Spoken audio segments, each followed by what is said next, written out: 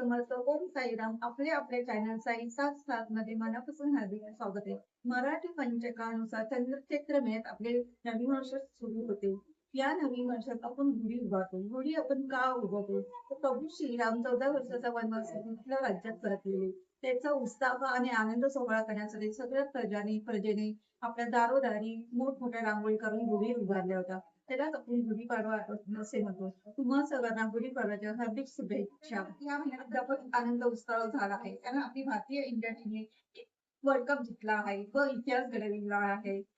त्याची खुशी पण आपल्याला आहे.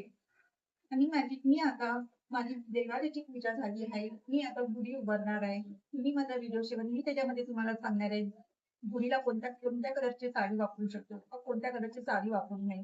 म्हणून तुम्ही माझा व्हिडिओ हा शेवटपर्यंत नक्की बघा आणि माझ्या व्हिडिओला लाईक, सबस्क्राईब, शेअर नक्की करा आणि बेल आयकॉन करायला विसरू नका. गुढीपाडवा हा 3.5 मुहूर्तापैकी एक पूर्ण मुहूर्त मानला जातो.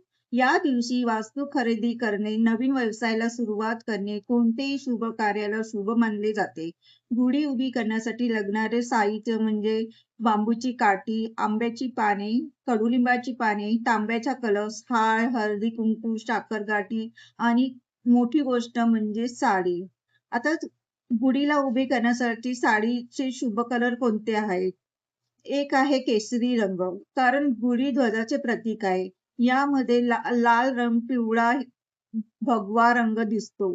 दुसरा कलर आहे लाल आहे. कोणतीही पूजा करताना आपण लाल रंगाचा वापर करतो. तिसरा कलर आहे पिवळा रंग. हळदी शिवाय कोणतीही पूजा अपूर्ण असते. चौथा कलर आहे हिरवा रंग. सौभाग्याचे प्रतीक मानले जाते. आपण देवीची ओटी भरताना हिरव्या रंगाचे ब्लाउज पीस किंवा साडी वापरतो.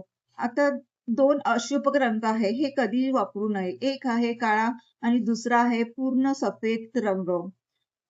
निवेदाला आपण गुढीपाडव्याला काय निवेद दाखवावा? श्रीखंड पुरी दाखवावी. गुढी आणि केव्हा गुढीचं टायमिंग, उभारायचं टायमिंग काय आहे? तर सकाळी 7 ते 8च्या दरम्यान उभारावी व संध्याकाळी 5 किंवा 6च्या दरम्यान ती उतरावी. श्री स्वामी समर्थ.